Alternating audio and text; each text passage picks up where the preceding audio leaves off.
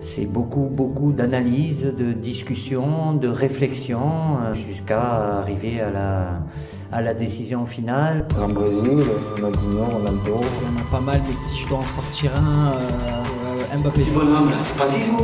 Là, c'est pas Zizou.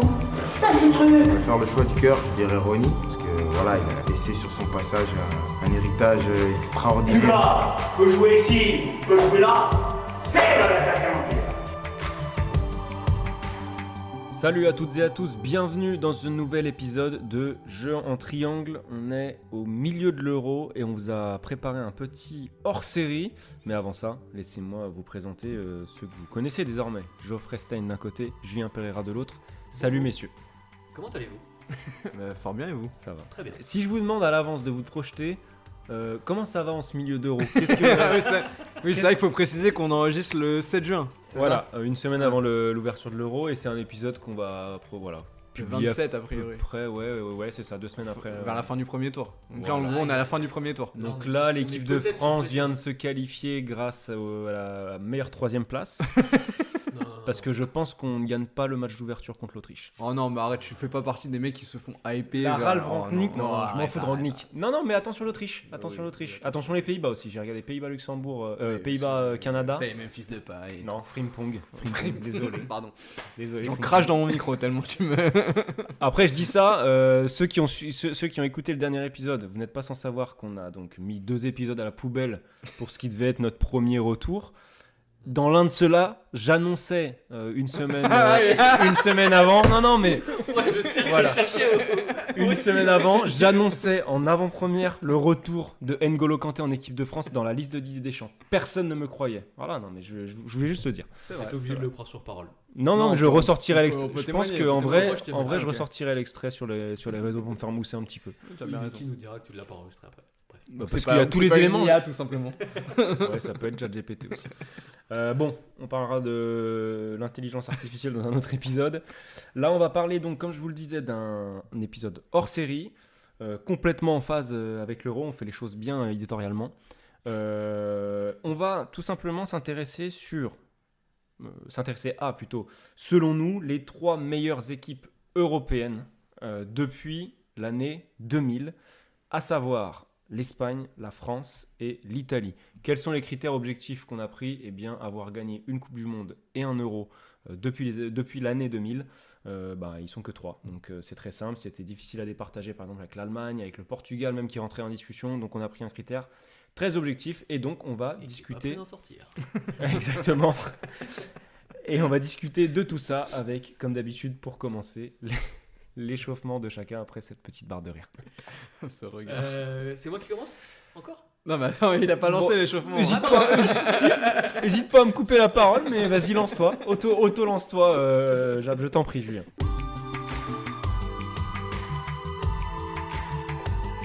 Mon souvenir, on est au lendemain ou quelques jours après le titre de l'Espagne à l'Euro 2012, donc le 3e grand titre d'affilée. Et donc j'ai 18-19 ans, je suis encore dans une phase où je me pose des questions sur mon avenir. Ouais, fallait vite. Ah, j'ai eu peur. Parce que... Je croyais qu'on allait dans le plus perso. Là. Calmez-vous. Ça faudra couper aussi au montage. Non, on n'a rien dit. On a dit qu'on mentait pas aux gens. On cache rien, nous.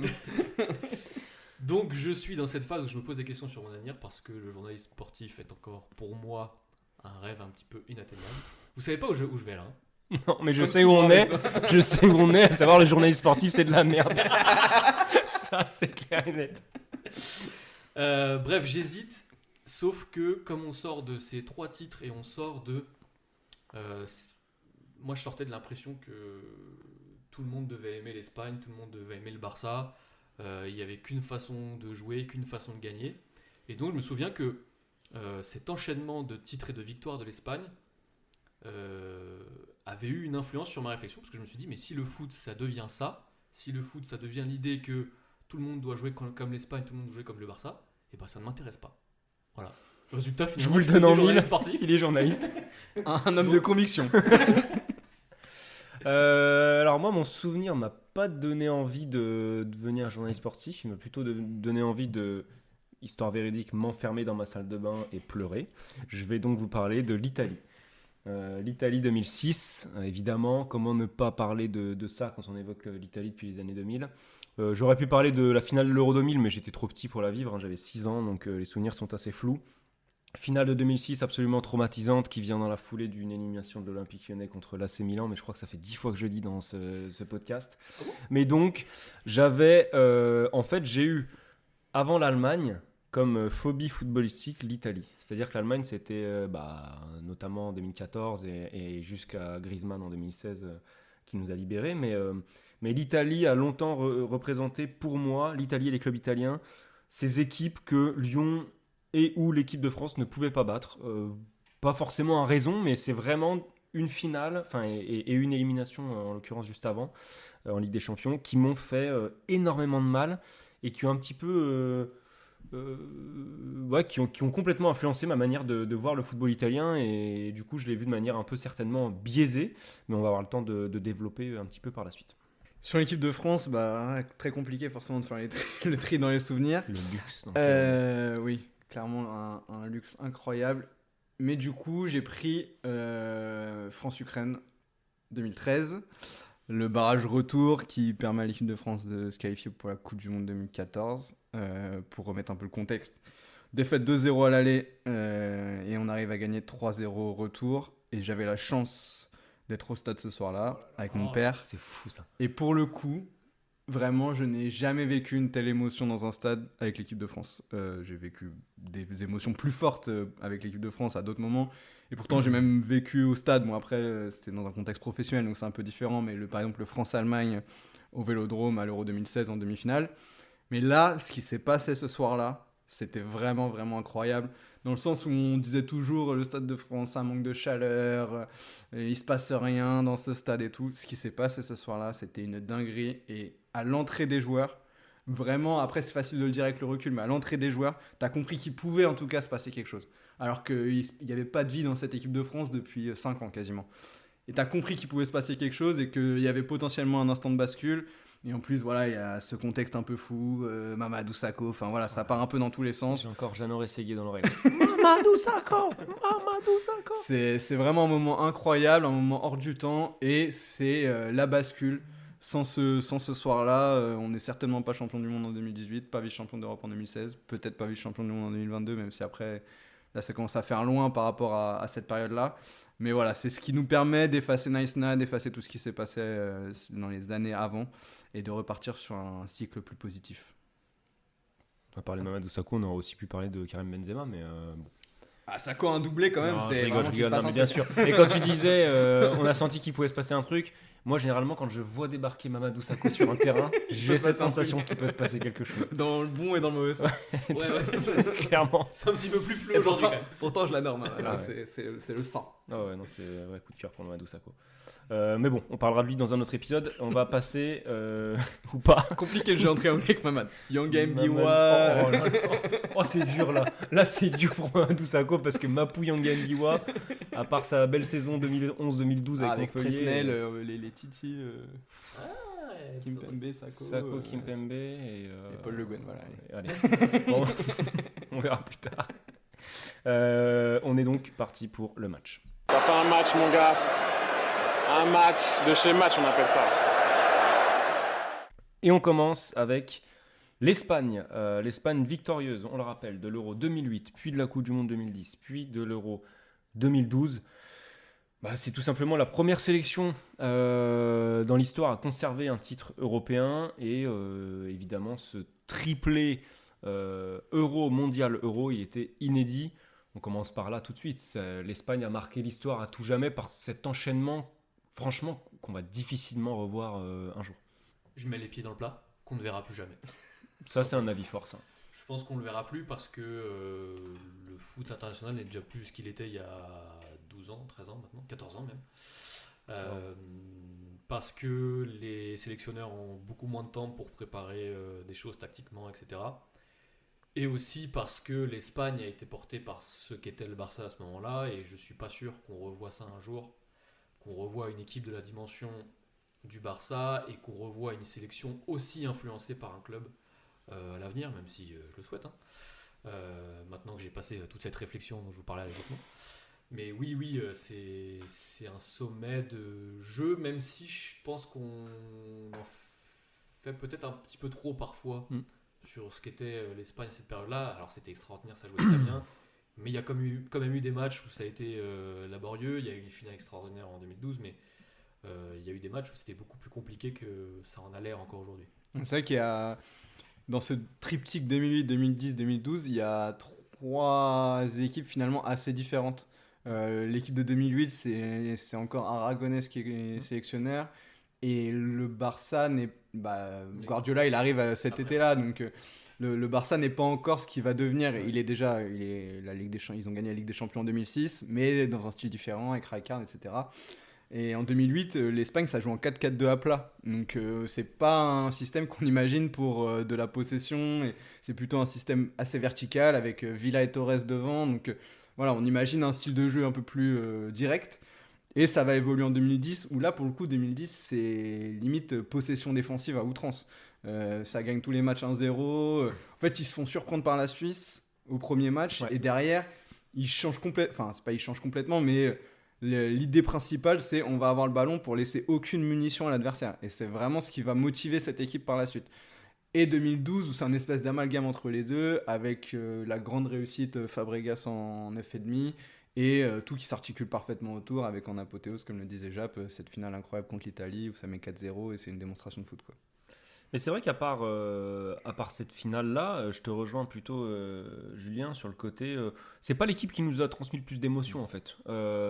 Pour ceux qui n'auraient pas vu, parce qu'il y a certainement des très jeunes aussi qui nous écoutent, honnêtement, on n'a pas vibré à fond devant cette équipe d'Espagne, qui a pourtant réalisé quelque chose d'absolument extraordinaire, qui a laissé un vrai héritage aussi, parce que c'est vrai que c'est quelque chose qu'on n'a jamais vu, une telle empreinte tactique, une telle empreinte collective sur 3 compétitions de suite, même dans des styles différents, mais peut-être plutôt 2010-2012. C'est quand même très rare dans le foot de sélection, et comme tu le disais, on risque de pas beaucoup le revoir. Mais pas tant d'émotions que ça, pas mal de matchs qui passent aussi par des séances de tir au but.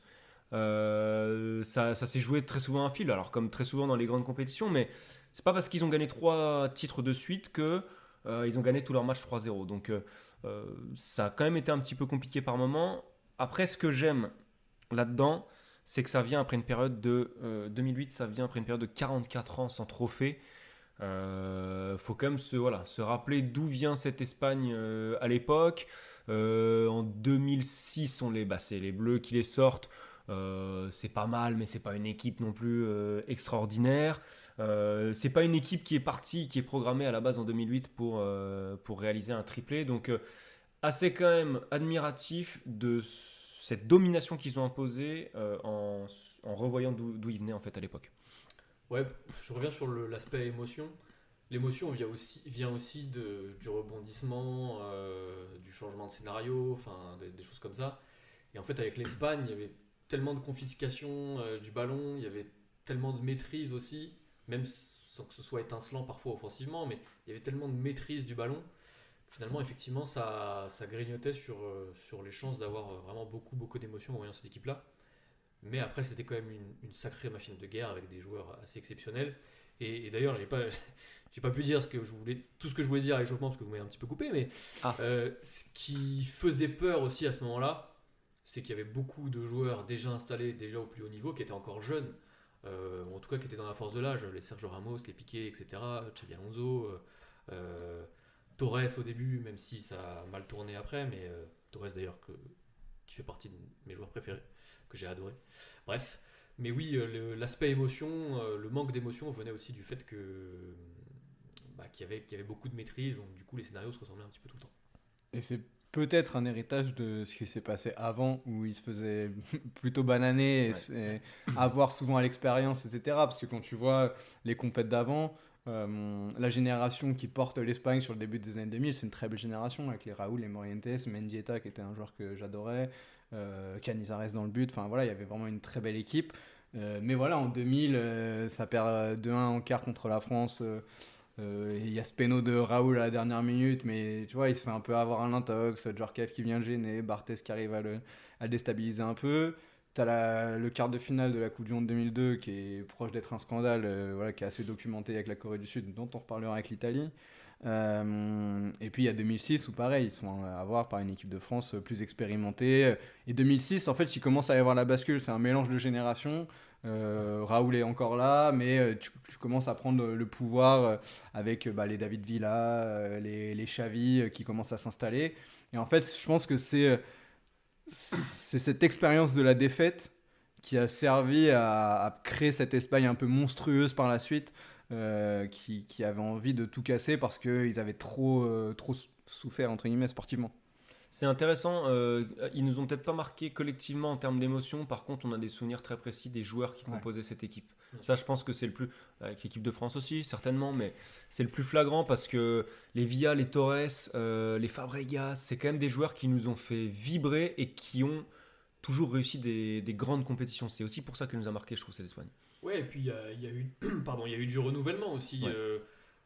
Parce qu'on parlait beaucoup de la Masia à cette époque-là et qu'on voyait encore des jeunes arriver. Pedro est arrivé plus tard. On parlait un petit peu de Bojan, même si je pense que c'était un petit peu avant 2012, ça devait être 2010, 2009, 2010, quelque chose comme ça. Bref, on se disait, en fait, c'est une machine qui s'auto-nourrit et on ne sait pas quand est-ce que ça va s'arrêter, quoi. Donc il y avait ça, et puis il y avait tous ces joueurs qui étaient installés avec une profusion de talent au milieu de terrain, des joueurs qui ont vraiment marqué leur époque, Xavi, Iniesta, etc. Fabregas aussi.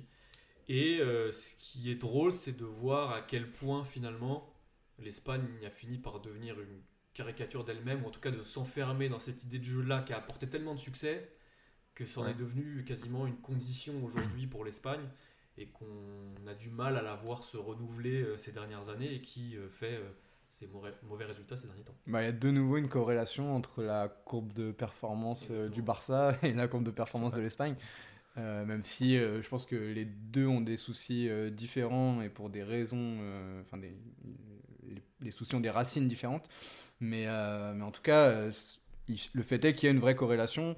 Là aujourd'hui, tu sors d'une période où soit tu te fais sortir en 8e, soit tu te fais sortir au premier tour globalement, à part cette exception de l'Euro 2021 où tu arrives à passer ric-rac, mine de rien, en quart tu bats la Suisse au tir au but. Donc ça reste une Espagne sur un fil.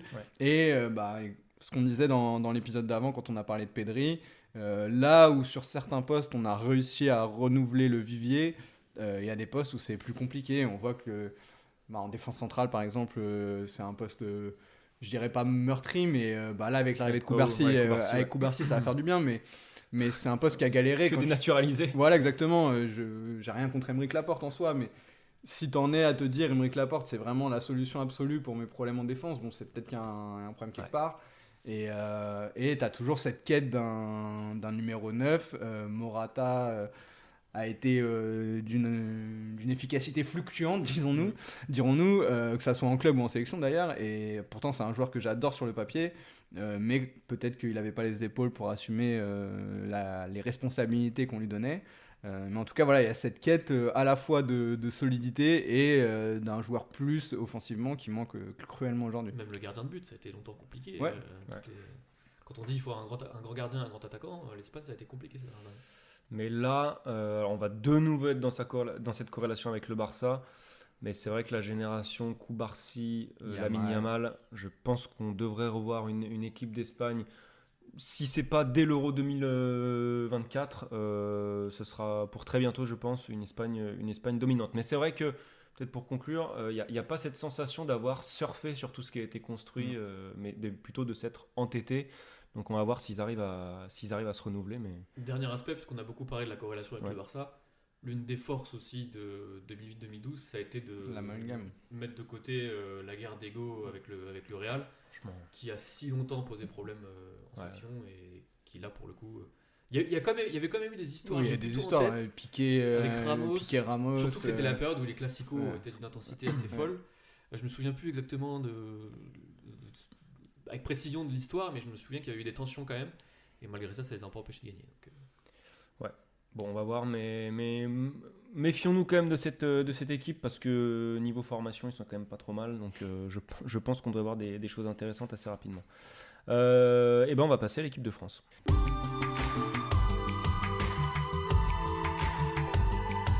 La France donc, je vous le rappelle quand même, ça va nous faire du bien aussi. Ouais, ça fait toujours plaisir. Dis-le, Arthur. Victoire à l'Euro 2000, finale de Coupe du Monde 2006, finale de l'Euro 2016, victoire à la Coupe du Monde 2018, finale de Coupe du Monde 2022. Mais juste je m'étais préparé à le répéter. On dirait Marc Maury avec Rafael Nadal. Ouais, c'est ça, exactement. Mais c'est juste dingue en fait. Là, on est dans un luxe absolument incroyable depuis quelques années. Et franchement, notre génération, peut-être encore plus Julien et moi, toi, tu as des souvenirs précis de l'Euro 2000. Toi 98 aussi, même. Ouais, même de 98. Moi, j'ai grandi en me souvenant d'abord de 2002, 2004.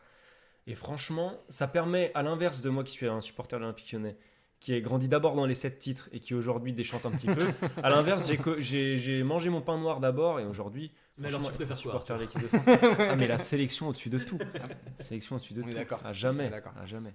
Bref, donc voilà, c'est le luxe d'une sélection qui, contrairement à l'Espagne dont on vient de parler, a posé des bases, et t'en parlais très bien dans ton échauffement, dès 2014, et qui a progressé, pas constamment, mais qui, dans un premier temps, a progressé, et depuis se maintient à un niveau constant. Bah, c'est la force. On en parlera beaucoup forcément, mais c'est la force d'un homme, c'est la force de Didier Deschamps.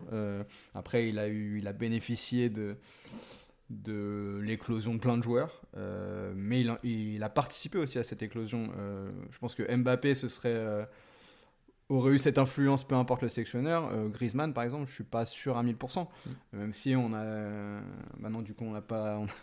C'est dans nos épisodes partis à la poubelle, mais on avait parlé du fait que Griezmann, pour prendre la dimension qu'il a prise pendant l'Euro 2016, a bénéficié de l'affaire Benzema, Valbuena, etc. Mais la réussite de Deschamps avec Griezmann, c'est très symbolique de ce qu'il est, de l'importance qu'il accorde au groupe, de l'importance qu'il accorde à l'état d'esprit. Et en plus, quand ce gars qui est ton socle mental est aussi un joueur formidable, bah, ça donne un cocktail exceptionnel.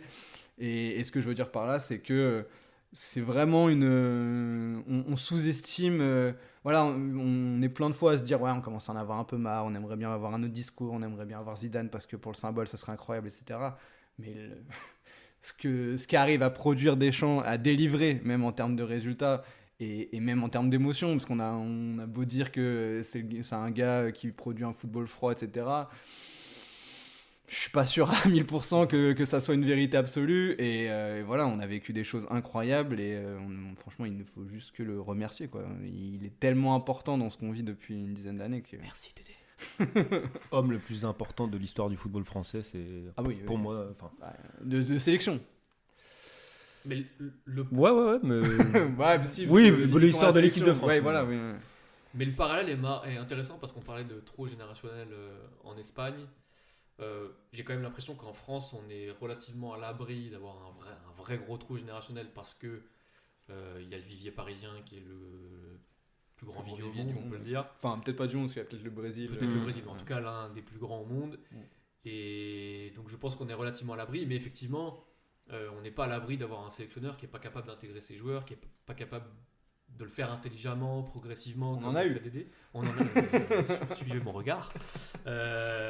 Mais oui, c'est important. Et pour le coup, je pense qu'on est notre luxe à nous, c'est d'avoir ça justement, c'est d'être capable de produire un nombre de talents et de sortir un nombre de talents assez incroyable. Et je pense que c'est aussi lié au fait que la Ligue 1 soit ce qu'elle est, c'est-à-dire le 5e championnat très très loin derrière les 4 autres, qui du coup fait émerger des talents et ces talents-là se retrouvent dans les 4 grands championnats européens et derrière apportent beaucoup à l'équipe de France. Donc, en fait, je trouve qu'il y a énormément de conditions et en tout cas, peut-être que dans 20 ans on dira c'est complètement con ce que je raconte aujourd'hui, mais je vois pas ces choses-là changer à court et même peut-être moyen terme, quoi. Tu as parlé de tous ces talents. Ça, c'est la force de l'équipe de France dans toutes ses conquêtes, c'est qu'elle a quand même été portée par des talents générationnels, beaucoup plus que les deux autres. Oui. C'est-à-dire qu'il y a quand même le titre en 2000 où c'est le titre de Zinedine Zidane, je pense qu'on peut le dire, entre autres, mais un très très grand Zidane. 2018, c'est la révélation aux yeux du monde de Kylian Mbappé. Là encore, on est porté par Mbappé. Même quand on perd en finale, il met des triplés. Oui, mais Griezmann, je ne le mettrais pas dans la catégorie des talents générationnels. Des talents comme Griezmann, l'Espagne en a eu. L'Italie, certaines... Gros doute, L'Italie, gros ouais. doute. Camoranesi, mais l'Espagne a eu des joueurs du niveau de Griezmann, mais n'a jamais eu de joueur du niveau de Mbappé dans ces titres-là. L'Italie encore moins. Donc ça, c'est quand même une de nos chances, mais notre force, c'est ce que vous venez de très bien dire, c'est qu'on a su les intégrer dans un groupe et faire de tout ça un tout cohérent. Et encore une différence avec l'Espagne, c'est que là, pour le coup, l'équipe de France, peut-être que, je sais pas, peut-être qu'on prend pas assez de recul parce que c'est notre sélection, mais en termes d'émotion, je pense qu'elle a diffusé autre chose. Il y a quand même ce truc de... On est un peu chiant à avoir joué, et à la fois, surtout dans ces dernières années, il y a de plus en plus de matchs spectaculaires avec l'équipe de France. Après, c'est exactement ce que disait Jap, c'est que l'Espagne, il y a une maîtrise collective qui est pas forcément notre caractéristique. C'est-à-dire que nous, on n'a jamais eu, ou alors il faut revenir aux années bissextiles. Non, mais globalement, aux années depuis Michel Hidalgo, on n'a jamais eu de philosophie de jeu très identifiée en équipe de France. Et du coup, il y a une forme de... vu qu'on a énormément de talent, on provoque des choses et il se passe des choses. Voilà, il se passe des choses dans nos matchs à l'improvisation et qui emmènent ces matchs dans une forme de folie et qui font basculer des trucs. Enfin voilà, de toute façon, la dernière finale de Coupe du Monde est le meilleur exemple. Pendant 75 minutes, tu te fais vraiment balader collectivement. Mais tu es capable parce que tu as un Kolo Muani qui a des qualités athlétiques qui te permettent d'aller chercher un péno. Et derrière, il se passe un truc avec Mbappé qui est fou, quoi. Enfin, là, niveau improvisation, on est pas mal sur le... Mais là, c'est l'improvisation totale. Et le mec fait remise de la tête et il te met une volée à l'entrée de la surface. Bon, bah voilà, qu'est-ce que tu veux que je te dise ? En fait, la France, c'est ça.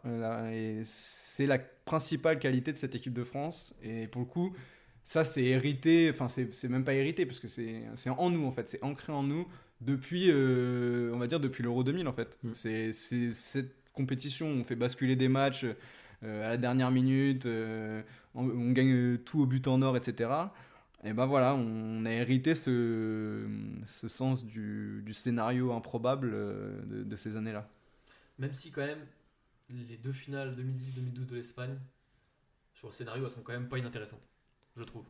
Non, après 2010, tu vois, t'as deux moments qui te marquent, quoi. T'as le oui, face-à-face de Robben et le but. Ouais. Mais voilà, entre-temps, il se passe pas non plus. Si, il y a le high kick de De Jong aussi. Ouais, j'essaie de mettre à la place de quelqu'un qui n'est pas français. Oui, c'est ça. Pour savoir à quel point il retient. Non, mais l'Euro 2012, de France, Euro 2012, ouais. Ouais, mais les finales, je pense que les finales, honnêtement. Après, France-Croatie, c'est peut-être un peu trompeur sur le score. Parce qu'en vérité, t'as un moment où tu prends feu, et puis à la fin, tu commences à donner un but, tu commences à faire un peu n'importe quoi. Donc le score est peut-être trompeur. Mais le France-Argentine, honnêtement, c'est la plus belle finale, plus grande finale de l'histoire de la Coupe du Monde. Donc ça, on pourra pas nous l'enlever, entre guillemets. Oui, et puis 2000, le scénario est fou. Ouais, 2006, voilà, c'est ça. Tu t'en souviens parce que...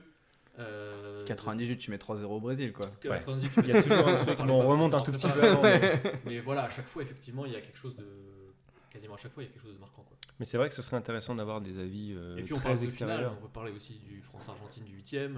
Oui, voilà, c'est ça aussi qu'on avait en tête. C'est vrai qu'il y a quelque chose de particulier autour des France-Argentine. France-Suisse 2021, c'est un match pareil, avec un scénario fou. Ouais, donc j'ai quand même pas l'impression qu'on s'ennuie avec l'équipe de France. Disons que je pense que les étrangers se souviennent quand même beaucoup des matchs de l'équipe de France, même s'ils sont pas supporters. Peut-être moins de son jeu, mais en tout cas, oui, de ses matchs. On va parler d'un pays dont on se souvient ni des matchs ni du jeu, l'Italie.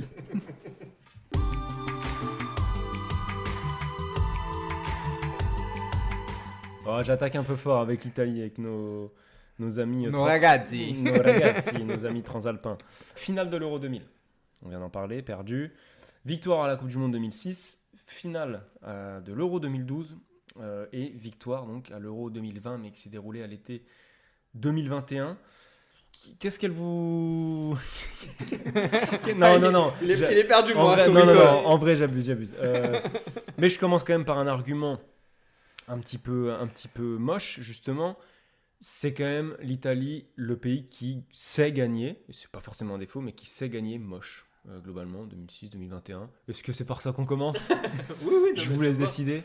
Non, mais oui, ça me va, et c'est clair. De toute façon, quand on voit les résultats de l'Italie depuis le début, enfin depuis 2000, on voit bien que c'est pas la construction d'un projet, on voit surtout que c'est une équipe qui a une histoire et que ça compte. Qui est capable d'aller au bout des compétitions, même si elle n'est pas donnée favorite. On l'a vu en 2021. Après, on faisait un parallèle entre le vivier français et l'équipe de France, un parallèle entre le Barça et l'Espagne. Moi, je trouve que l'Italie, c'est aussi... on peut faire le parallèle avec la Serie A et son déclin au début du siècle. Parce que la génération 2006, c'est quand même la fin d'une belle génération. C'est une équipe PES. Même c'est si, incroyable. 2006. Même si je pense qu'il y avait déjà des joueurs symboliques qui étaient déjà plus là. Mais bref, il y a quand même une vraie équipe. 2021, je mets quiconque au défi de donner le 11 qui a débuté la finale. Et là, je pense que tout le monde a vu la liste de 2024. Franchement, si tu regardes pas la Serie A tous les week-ends, je suis désolé, moi il y a un joueur sur deux que je ne connais pas. J'ai Voilà. pas peur de le dire. Et c'est ce qui explique les échecs sur les 2 dernières Coupes du Monde, avec, on le rappelle, 2 non-qualifications. Là, ça a été laborieux aussi récemment, en passant par des barrages, en sachant qu'on le répète aussi, mais il est techniquement plus facile de se qualifier pour les grandes compétitions. Bref, tout ça pour dire que l'Italie, autant on arrive à voir à peu près où peut aller l'équipe de France dans les prochaines années, l'Espagne aussi, l'Italie, je trouve que c'est un peu plus compliqué. Ouais, mais ce qui perdure, comme tu l'as dit, c'est cette culture. Oui, c'est vrai. Et ça, c'est fou en fait, parce que Jap l'a dit, ils ne sont pas qualifiés pour les 2 dernières Coupes du Monde, et les 2 d'avant, ils ne passent pas le premier tour. Donc ils n'ont pas passé un premier tour de Coupe du Monde depuis 2006 où ils l'ont gagné. Sachant qu'ils passent pas le premier tour avec des groupes. Non, Complètement. non, 2014, ils ont Ouais, Italie, Angleterre, Uruguay et Costa Rica qui s'en Mais il y en a sortent. un où ils sortent Le avec celui la d'avant, Nouvelle-Zélande. c'est Slovaquie, Nouvelle-Zélande, Paraguay. Ah bah ça c'est 2010. 2010, ouais. Ah bah ça c'était un vrai bonheur. Je vais pas vous mentir, à cette époque Mais j'étais... ils se font fumer par la Slovaquie à la dernière journée. Je me incroyable. rappelle très bien de ce match, c'était un vrai bonheur. J'avais la haine de 2006 encore, mais voilà. Et du coup, en fait, je trouve que ça traduit une chose autour de l'Italie, c'est que c'est une équipe qui aujourd'hui n'est plus capable de battre régulièrement les nations qu'elle devrait battre. Par contre, elle a culturellement quelque chose en elle qui lui permet de faire déjouer les adversaires, et ça, c'est toujours quelque chose dont elle est capable. Et elle se mobilisait sur les grands matchs, les grands rendez-vous. On l'avait vu notamment sur cette demi-finale contre l'Espagne à l'Euro, où arriver à retourner cette finale à l'Euro à Wembley, alors que tu es mené 1-0 au bout de 2 minutes. Voilà, ça c'est vraiment un truc culturel que tu ne peux pas enlever à ce football-là. Mais par contre, sorti de ça, c'est sûr que t'as peine à dégager quelque chose sur les 10-15 dernières années de ce que t'as pu voir de l'Italie, quoi. En gros, t'as le souvenir de Balotelli quand enlève son maillot à l'Euro 2012 et qui met les muscles, et cet Euro 2021 un peu fou où tu retires même pas un joueur, si Donnarumma, quoi. Ouais, mais non, il y a donc rien c'est le d'autre. gardien de but que tu ressors, et Chiesa un peu, quoi. Ouais, mais ça fait partie, je trouve, de la force quand même. C'est que justement, on retient jamais un joueur, comme tu le dis. Il n'y a jamais un joueur à plus de 2 ou 3 buts dans la compétition en Italie. Et donc ça, effectivement, tu parlais de la culture, il y a aussi la force collective que tu peux pas leur enlever, parce que j'ai beau me moquer là de la liste de l'Italie, je suis persuadé que ça va être une équipe super chiante à jouer cet été à l'Euro 2024. Oui, c'est clair, mais c'est la force de la culture, le poids de l'histoire. Après, longtemps, l'Italie, quand même, avec l'Allemagne, c'était les équipes qui faisaient peur, quoi, tout simplement. Les équipes que tu voulais pas affronter parce que, justement, tu savais qu'elles se plantaient. Je savais pas jamais. comment, mais je savais qu'elle Ouais, allait te faire niquer un haut. Et justement, je trouve que ces 2 nations-là ont perdu ce statut-là au profit de l'équipe de France. Je pense sincèrement que pour toutes les nations du monde, même les sud-américaines, l'équipe qui fait vraiment peur, c'est l'équipe de France aujourd'hui. Oui, mais quand tu vois débarquer l'Italie sur le terrain, que tu vois l'entrain qu'ils mettent dans l'hymne, que tu vois... Non, mais en vrai, c'est toujours les mêmes images, mais il y a un contexte autour de cette équipe. T'as beau avoir Spinazzola arrière-gauche, très bon joueur au demeurant, mais je sais pas, il y a des Chigli, bien sûr. Ah, ça, c'est le sang. Putain, je l'avais oublié. J'avais oublié Mattia Deschiglio arrière-gauche à Lyon. Faux pied. Non, mais il y a quand même une aura autour de cette équipe. Je sais pas, c'est le package complet. C'est les mecs aussi, le staff, ils sont tous en costard. Il y a une classe, il y a quelque chose. Il se fait avoir. Mais non, je me fais Le décor. je me fais pas avoir parce qu'au final, t'as des plantages spectaculaires, mais à la fois, ils sont là, ils renaissent et paf, ils viennent te gagner un euro entre 2 non-qualifications pour la Coupe du Monde et l'euro, la Coupe du Monde 2006. L'euro précédent, ils sont sortis en poule à l'euro 2004. Avant ça, c'était un peu ce qu'ils ont appelé la génération maudite, où je crois qu'il y a 3 éliminations de suite dans des compétitions au tir au but, ou avec des buts en or aussi là au milieu. C'est une génération formidable, à l'âge d'or du foot italien, mais finalement, ils gagnent rien à ce moment-là. Ils reviennent un peu de nulle part et ils gagnent en 2006, personne ne les attend. Je me suis renseigné sur le début de la compète, honnêtement, ils étaient en plein marasme, quoi. Donc c'est quand même une force, tu peux jamais les sous-estimer. Faut pas oublier quand personne ne les voit passer en 2006. Ouais, faut pas oublier qu'en 8ème, ils passent sur un penalty à dernière minute contre l'Australie. Ouais. Mon bel Australie d'Harry Kewell et Marc Viduka, on adore. Hein. C'est vraiment cette équipe d'Australie, on l'adore. On veut bien, mais c'est un peu la cata, et en quart, ils tapent l'Ukraine. Donc c'est sûr qu'ils ont un parcours en 2006 qui facilite la chose, mais voilà, on en revient à cet aspect culturel, et surtout pour le coup à cette époque-là, comme tu l'as dit, c'est la concrétisation d'un processus qui était en cours. Ce que tu sens moins aujourd'hui, tu sens moins une forme de montée en puissance, t'as l'impression de repartir un peu de zéro à chaque fois, parce qu'en plus t'as à peine de la continuité d'une compétition à l'autre, malgré le fait que t'aies pas de joueurs supérieurs. Mais en fait, tu peines à dégager un groupe de 12-13 sur lequel tu vas t'appuyer sur la durée. Et je trouve que la question du numéro 9 en Italie illustre parfaitement ça, c'est que tu as l'impression qu'ils testent un mec à chaque rassemblement. Là, il n'y a pas si longtemps que ça, je crois que ça parlait de refaire venir Balotelli, alors que le gars, il joue en D4 hongroise. J'exagère, mais... mais... naturalisation en Espagne, c'est ce que fait l'Italie. Exactement, avec des Argentins, Retegui, le mec qui jouait à Cagliari. C'est quand même dingue d'en arriver là. C'est quand même un pays de foot, un vrai pays de foot, qui a une culture foot. Et Pippo Inzaghi. Et qui ne forme. Après, Pippo Inzaghi en sélection, ça a toujours été pas ouf. Pippo Inzaghi avec le VAR. Pippo Inzaghi avec le ballon, c'est pas bref. Non, mais c'est vrai qu'à une époque, typiquement, tu prends l'équipe de 2006, t'as Luca Toni, t'as même Iaquinta sur le banc, t'as des vrais neufs. Ouais, mais Del Piero. Ouais. Mais là, je pense que leur chance, c'est que Scamacca fait une bonne saison. Il y a quand même Barella au milieu, il y a Donnarumma qui est des vrais joueurs. Très bon. Mais effectivement, le groupe... T'en as un par ligne, quoi. Ouais, il y a... t'as Chiesa aussi. Il y a Chiesa, non, franchement, après, il y a des vrais joueurs. Il est pas blessé je crois que Chiesa est pas dans le groupe. Ouais, je crois qu'il est blessé. Attendez, je voulais que je fasse les... Je sais qu'il y a Pellegrini. Voilà, en tout cas, il n'y a pas un groupe... disons qu'il n'y a pas profusion de talent, comme il peut y avoir en équipe de France, comme il peut y avoir en équipe d'Angleterre aussi, à part en défense, et même au Portugal. Ouais, mais c'est vrai que pour le coup, tu parlais de la corrélation entre le niveau de la Serie A et le niveau de l'équipe nationale. T'as l'impression que la Serie A reprend un peu du poil de la bête. Et d'ailleurs, les résultats européens le confirment.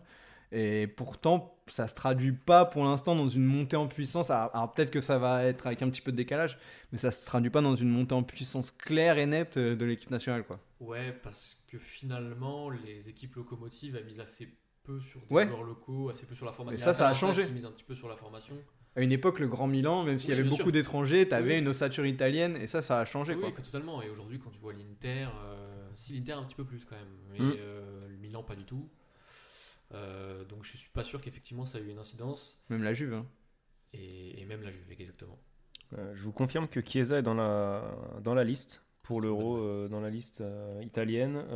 Mais globalement, tu regardes leur liste, tu te dis que oui, il y a un 11 titulaire correct qui ressort, mais dès qu'il va falloir aller piocher un petit peu sur le banc, c'est quand même... là, je vais juste vous donner les défenseurs.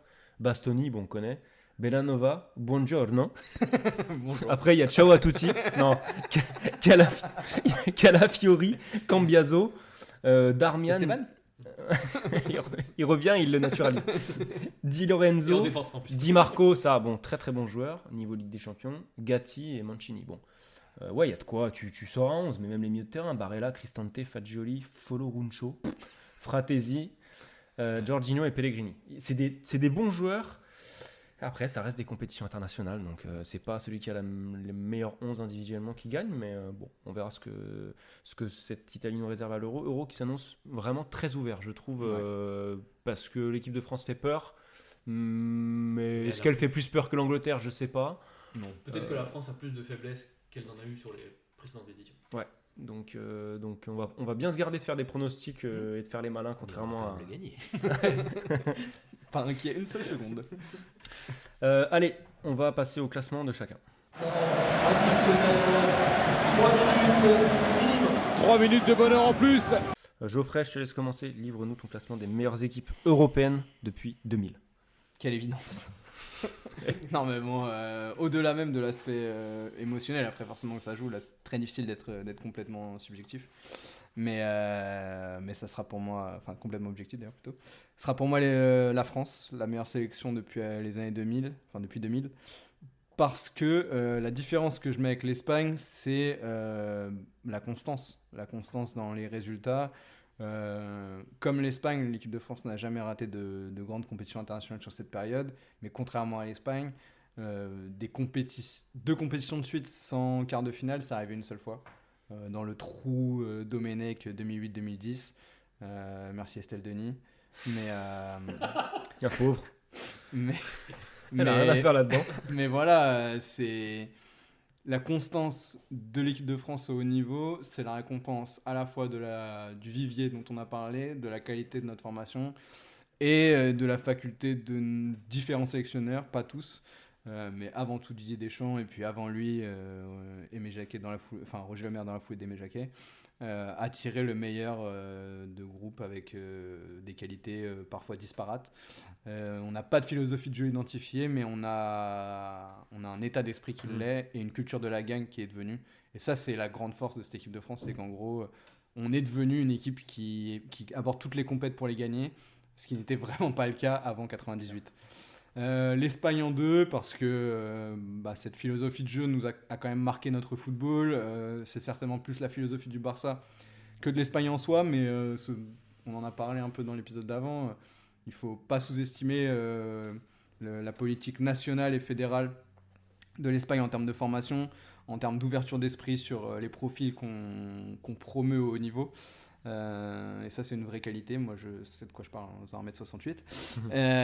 Et donc, du coup, beaucoup de respect pour le travail de l'Espagne. Après, voilà, va falloir réussir à se renouveler sur certains postes pour faire perdurer cette excellence au haut niveau. Parce qu'aujourd'hui, la qualité de formation ne se traduit pas par des résultats pour l'équipe nationale. Et pourtant, ça continue à gagner beaucoup chez les jeunes. Ce qui est symbole d'un pays qui est toujours bien vivant en termes de formation. Et puis l'Italie en 3 parce que des gros creux, parce que depuis 10 ans, le projet n'est pas clair du tout. Je vais pas du tout dire que c'est un coup de chance de gagner cet Euro, parce que gagner une grande compétition internationale, c'est jamais que de la chance. Et ils ont réussi à tirer leur épingle du jeu dans un truc un petit peu baroque qui se faisait dans plein de pays, etc. Bravo à eux. Mais c'est pas c'est difficile d'en tirer des conclusions et de voir une dynamique qui est née de cet événement là. On a plus l'impression d'un épiphénomène que d'un vrai cycle qui se lance. Je vais commencer par le bas, j'hésite encore pour le haut. Voilà, même troisième choix que toi, à savoir l'Italie. Bête et méchant, pour moi on peut pas mettre, enfin si on peut parce qu'on l'a fait, mais on peut pas mettre plus haut que troisième. Dans ce débat-là, une équipe qui a échoué 2 fois de suite à se qualifier pour une Coupe du Monde.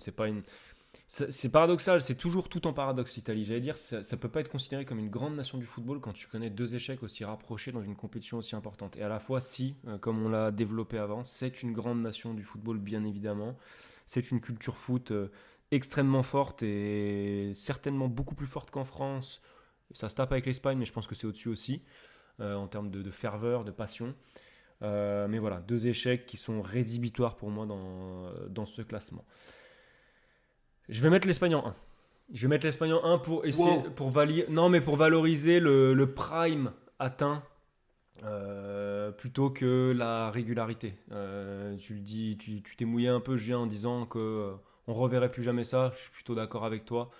3 compétitions internationales de suite, je pense qu'on ne se rend pas compte de ce que ça veut dire. Et tant qu'on ne le vit pas dans un groupe, à l'intérieur d'une équipe, on ne se rend pas compte de ce que ça implique comme sacrifice, comme travail et comme coup de pouce du destin aussi qui tombe du bon côté. Le nombre de matchs que ça implique, le nombre d'adversaires coriaces en face, enfin bref, c'est juste monstrueux ce qu'ils ont réussi. Donc pour cette moment d'archi-domination, même si tout n'a pas toujours été fait avec énormément de marge sur l'adversaire, je vais mettre l'Espagne en numéro 1 parce que, encore une fois, je pense qu'on a du mal à réaliser ce que ça veut dire. Et puis la France, juste derrière, c'est histoire de dire qu'on est objectif dans ce podcast, mais en tout cas, voilà, être supporter de l'équipe de France, c'est prendre un pied incroyable. Pas toujours sur les matchs amicaux en termes de jeu, mais dès que le mode compétition se met en route, qu'est-ce qu'on se fait plaisir, qu'est-ce qu'on vibre. Et je crois que... À part le 3e match de la phase d'Europe à chaque fois. Voilà, à part le match... Amical en même temps pour nous. Sauf en 2021. À part le match des coiffeurs. Mais voilà, donc juste continuer de prendre notre pied là-dessus et franchement profiter de ce que nous offre cette équipe de France. Et je mets un petit peu de réserve sur ce qu'elle renvoie à l'extérieur. Il aurait fallu qu'on ait un invité étranger, mais on a eu un binational, Julien, qui va conclure. En 3, je mets également l'Italie sans surprise, pour toutes les raisons que vous avez déjà évoquées, et aussi parce que pour moi, je le dis très franchement, l'Euro 2021, la valeur de l'Euro 2021 est quasiment 2 fois inférieure à celle de tous les autres Euros, parce que les conditions, l'Italie qui a joué 18 fois à Rome, bref. Pour moi, tout n'était pas réuni en termes d'équité sur cet Euro. Et c'est l'une des raisons, même si tu le disais Geoffrey, ils n'ont pas gagné juste avec de la chance, mais pour moi ils ont quand même eu quelques circonstances favorables. Mais effectivement, je ne vois pas de projet au niveau national, au niveau fédéral, et je ne vois pas l'Italie se redresser, en tout cas très vite dans les prochaines années. Donc pour moi c'est le 3. J'ai fait le mec tout à l'heure quand tu as dit que tu mettais l'Espagne en 1, mais je me suis posé la question aussi à quel point on valorise 2008, 2010, 2012, parce que vraiment je pense que c'est quelque chose qu'on verra plus jamais. Mais pour moi il a quand même manqué beaucoup de choses avant et après en Espagne pour les mettre au niveau de l'équipe de France, donc je vais mettre l'Espagne en 2, même si 2008-2012 c'est extraordinaire, même si on le reverra plus. Je pense qu'il manque encore quelque chose pour vraiment être l'équipe qui fait peur à toutes les compétitions, comme le fait l'équipe de France depuis quasiment 10 ans maintenant, 8 ans. Voilà, je le disais tout à l'heure, pour moi c'est l'équipe qui fait le plus peur au niveau mondial, parce qu'il y a des talents, parce qu'il y a un entraîneur qui a amené quelque chose dans l'état d'esprit et dans la culture de la gagne, et parce que ça suffit déjà, ces deux choses là suffisent à faire des bases assez solides pour que ça continue de durer. J'espère ne pas me tromper, peut-être que dans 10 ans on dira c'est n'importe quoi, mais je vois mal l'équipe de France s'écrouler, je la vois même gagner encore des titres dans les prochaines années. En tout cas, j'espère. Non, puis c'est vrai qu'objectivement, 5 finales en fait, en 24 ans, voilà. Personne ne fait mieux. Donc à partir de là, bon, c'était un classement après qui se fait aussi selon les sensibilités. Mais objectivement, quand même difficile de dire le contraire de vos classements à vous. Bon, on va conclure là-dessus, en espérant qu'on parlera d'un nouveau titre de l'équipe de France. De toute façon, on est déjà éliminé quand après on cet parle. Euro. Peut-être qu'on est déjà éliminé quand on parle. Ah non. Meilleur 3e et tout. Ouais, mais attendez, rappelez-vous, Geoffrey, rappelle-toi comment on parlait de l'équipe de France 2021, etc. Je pense que si on réécoute, mais normal qu'on se soit emballé, franchement, avant de se faire piétiner par la Suisse. Après, le début de match, il est dingue. Peut-être qu'on avait pris Benzema aussi. Mais quoi? C'est pas ça Karim Benzema? Enfin, bref, ouais. On passe à... J'ai l'impression qu'il y en a qui sont en train de céder une partie raciste de la France autour de cette table. Donc voilà, merci messieurs, merci à vous tous amis auditeurs pour votre fidélité. Et puis on va continuer d'essayer d'être le plus régulier possible dans Jeu en Triangle. On revient très rapidement avec un nouvel épisode. Bonne fin d'Euro à toutes et à tous, et puis à très vite. Salut. À bientôt.